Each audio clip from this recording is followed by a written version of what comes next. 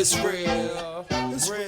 You know the deal. You know the deal. Come on. Hey, it's Shanté. And I'm Natalie, and welcome to What's the Deal, a podcast powered by The Norfus Firm. At The Norfus Firm, we solve people problems. We work with employers all around the world on HR and diversity, equity, and inclusion issues. Excited to already be back. It's like we never left. It is like we never left, right? And so for those of you who didn't see episode 1 with Professor Alberto Benítez, you should go watch it. But we do set things up so that if you didn't, you won't fall behind here. We are really wanting to, we're like, what's the deal with the immigrant experience in the workplace? And so that's what in the first episode, we focused on one side of the coin, which is what are some of the things that employers should be thinking about with an immigrant workforce? Like if you have folks that are from other countries that don't speak English or other languages spoken in your workplace, what are some of the things that you should think about?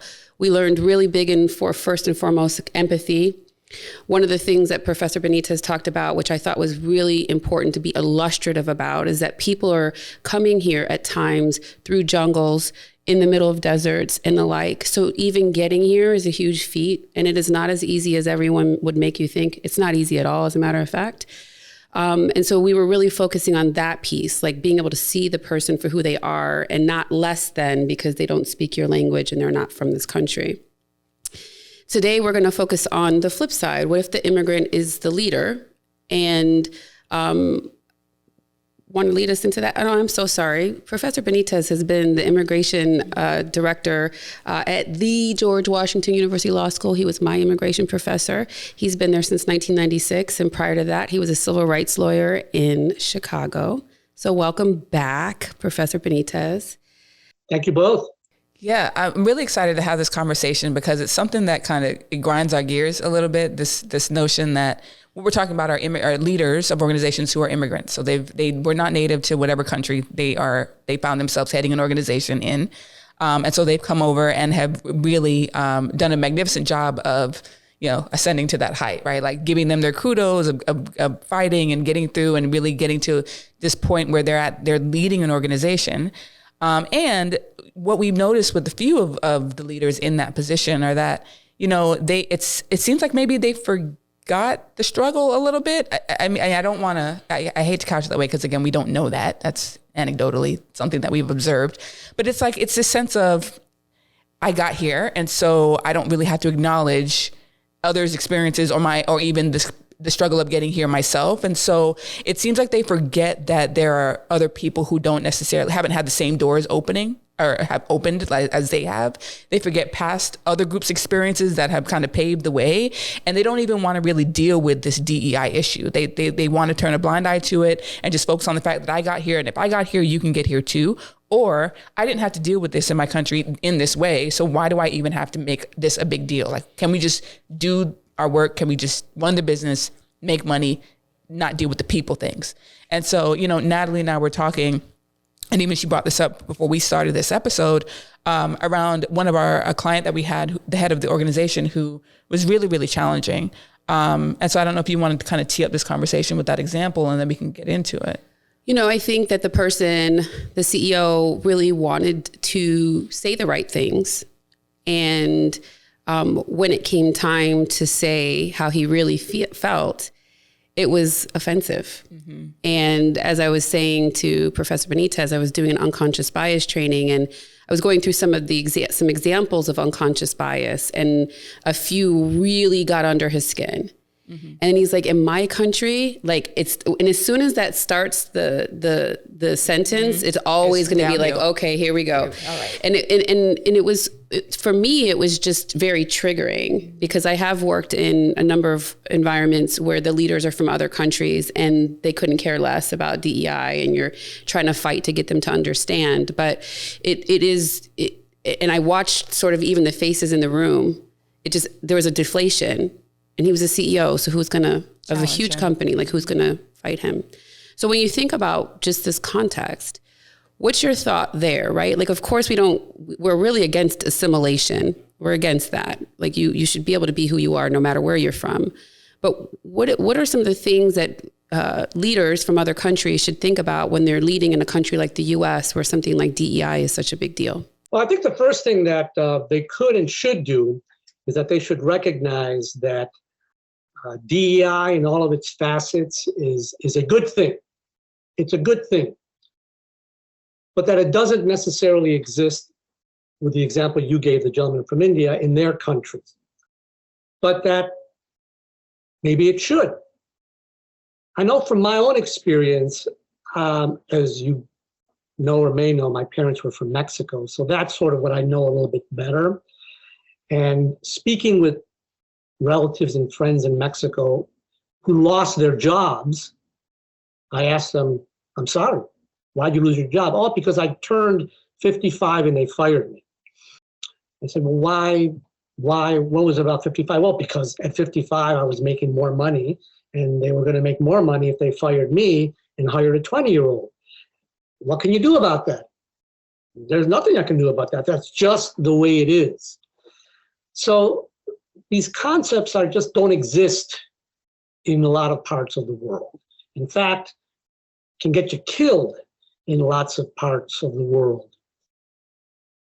I think the gentleman, not to pick on him, but just to use him as an example, I think he felt threatened in his most intimate being as he was being diminished by a different perspective. And that's unfortunate, because knowing the both of you as I know you, you were being respectful and kind, but you were trying to show him a different way of thinking. I do agree that when non-citizens come to the United States, certainly the ones that I deal with, there's a tendency to think, well, I'm here, I need to get my kids here, I need to get my spouse here, I need to get a job, I need to get my work permit, and I'm not going to think about Nigeria or South Africa or China or India or Central America. That tends to be the first generation. The first generation's working 24/7, 365. They're mowing lawns, they're taking care of kids, they're bussing tables, they're cleaning cars, they're parking cars. It's the next generation, the kids that are either came here young or are born here, they tend to become a bit more sophisticated, if that's the right word, more alert. Wait a minute. So mom and dad are really breaking their back, but I can get an education, I can meet different people, I can learn different things. Maybe I can go back to my parents' country. Maybe I can try to do things a little differently, help people come here. But I know in my case, my mom and dad, they came here and they worked and they worked and they worked. And they kept telling me, stay out of politics, don't get involved, get an education, get a job. What kind of job? Dad wanted me to study refrigeration and air conditioning, which is a great job, but I had no interest in studying refrigeration and air conditioning. Mom wanted me to get a job with the government. What kind of job, Mom? Any job. And I said, I want to do that, Mom. I want to do what I'm doing. She said, I remember Mom said, you just want a job where you're happy. And I said, yes, actually, that is what I want. I want a job where I'm happy. I have a little bit more ability to maybe help people from Mexico, go to Mexico. I've taught in Mexico. I've taught in Argentina. I've sort of brought my perspective, especially to these countries. It's like, well, you know what?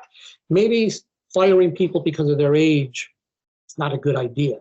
Maybe abusing people because of their gender is not a good idea. It's illegal. You should look at it differently. Hopefully somebody has thought about what Benítez has been saying and said, well, maybe so. I remember one guy in Mexico said, you know, you people in the US, you sue everybody for everything. That's just not the way we do things here in Mexico. And that is true. You get hit by a car, you should have been paying attention and you wouldn't have gotten hit by the car. Whereas here, you know, 1-800 sue everybody. Exactly. That's just the way it is here. So education, sophistication, not in the elitist way, sophistication and sort of thinking outside the box, trying, as we discussed in the prior segment, trying the curry, even though you've never eaten curry before. Try something a little different. Do things a little different. And especially help the people that are coming after you. Because other than Native Americans, we all came from somewhere else, voluntarily or involuntarily. But other than Native Americans, we all came from somewhere else. So you made a comment of that's an immigrant parent experience. You come from a family of immigrants. What if you're thinking about you're the first person in your family born in the U.S., right? So, like, what is that like in terms of hey, I got to show up at work and try to figure some of this out, but then worry about sort of the cultural piece of where your family is from? It's exactly as Professor Benítez described, exactly down to like what kind of thing. Why don't you major in some sort of business thing? What, Mom? I don't know. Business. It's like, okay. Guess I'll figure it out. But, it is. It's very much that. I was, as Professor Benítez was describing the parent who comes over and all they're doing is working. My mother worked 2 and 3 jobs. She was telling me that she didn't sleep for days sometimes, just trying to make ends meet, having kids. My aunt came over to help us out. And so, that is very much real. And then as someone who's here, growing up here, being partially American and partially Jamaican, right? And so it's like straddling culturally those two things and holding on to as much of the Jamaican culture as you can, because no one can tell me I'm not Jamaican, by the way. I dare someone to tell me. Listen, those are all technicalities that I wasn't born there, okay?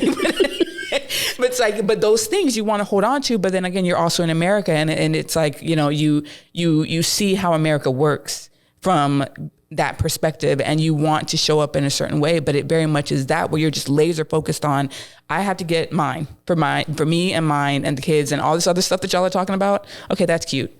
Right. But my mother has really no framing around it. We talk now about these DEI concepts, and she's like, wow, I would have loved for someone to have said that when I was working, or loved to have this have been like a thing when I was doing what I was doing.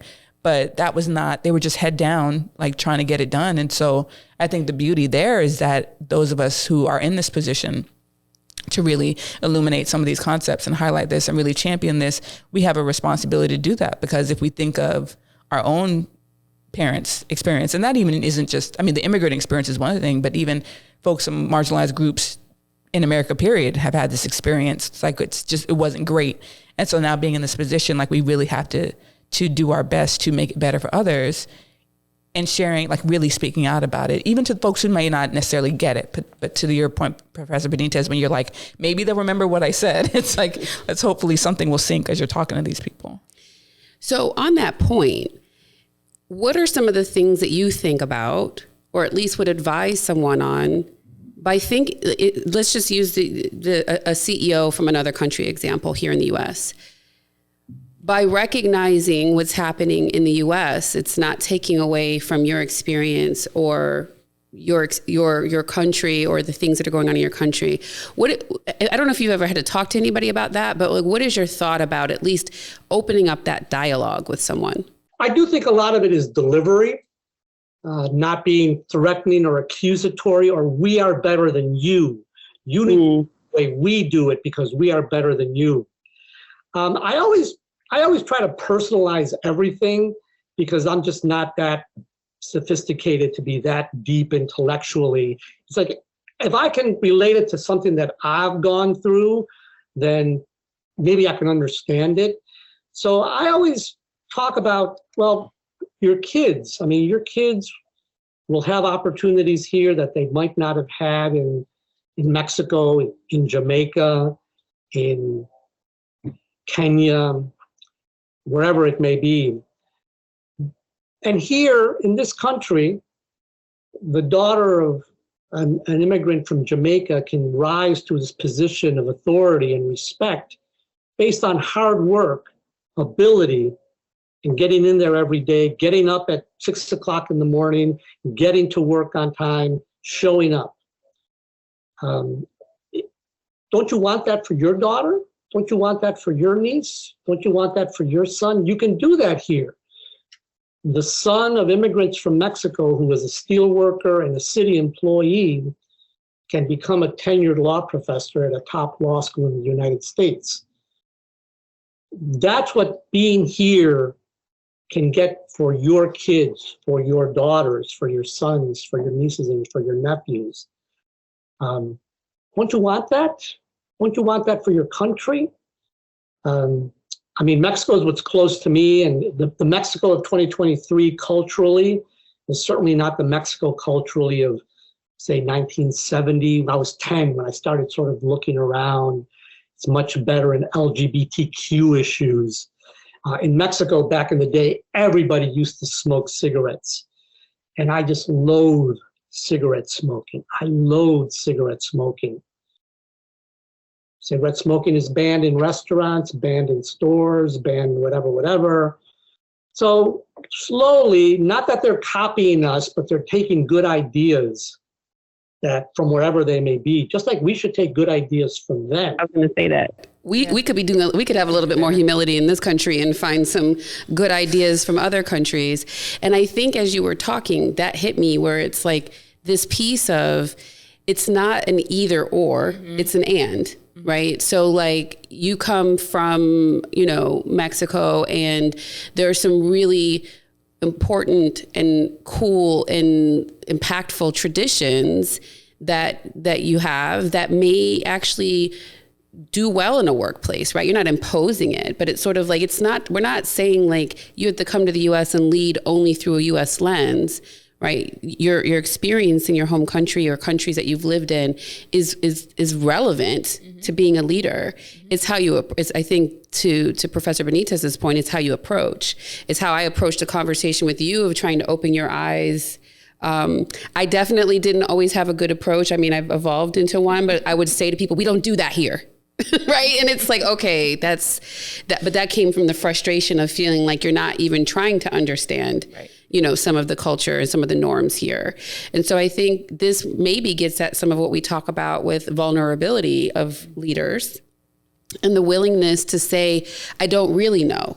And and I think it's difficult, and I can say that even from, being the CEO of my company, it can be difficult sometimes to say you don't know because you're expected to have all the answers when you're in these high level positions. But I think, at least over the years, I've seen that people respect a lot more when you're willing to say, I really don't know, but I'm open to learning, or I'll go and figure it out. And maybe when we're thinking about our leaders who are from other countries who feel resistant, either because they feel threatened or some level of fear that they're being forced to assimilate to ideas and things that they don't agree with. Maybe it's sort of like, well, let me be open. Mm-hmm. Let me share about my experience, but not only that's not the only way. Mm-hmm. And sort of understand that when people see you saying, hey, I don't know, this is where I struggle with, they're willing to give you a lot more credit. You experience that a lot with one of the clients that we did all those listening sessions with, right? Everybody just wanted to know what the leaders were about. Like, why are they here? Are they here for the same reasons as me? Yeah, we had a client where a lot of their workforce were immigrants, like from literally all over the world. But these were white collar jobs. To South America, to everywhere, Central America, Asia, everywhere. And it's fascinating because this was a nonprofit, financial nonprofit organization, and they were really focusing on racial equity. And so they had started their conversation, or this journey actually, trying to unpack the white supremacy or white characteristic dominant culture framework, which comes up a lot in nonprofits. Our for-profit friends might not be as familiar with it, but it comes up a lot in nonprofits, especially those who are working in marginalized community or trying to center racial equity. So this organization was working on that, and then they introduced these concepts. And some of the concepts on the list are like, professionalism is a white dominant culture characteristic. Like, what is, they were like, what is that? Huh? How was that? And they're like, in my country, that's not, we don't see it that way. That's just like that's etiquette. That's like just how you're supposed to engage, how you're supposed to act. So how does that turn into this? And then now what am I supposed to do with this? Mm-hmm. Right. So it's like being able to have those conversations. And so, how do you empower people to rely on, to not say, forget what you know from your country or what you grew up with. This is not what this thing is. It's like there's confusion there. So how do you even really support that as a leader? Maybe 30 seconds of your time.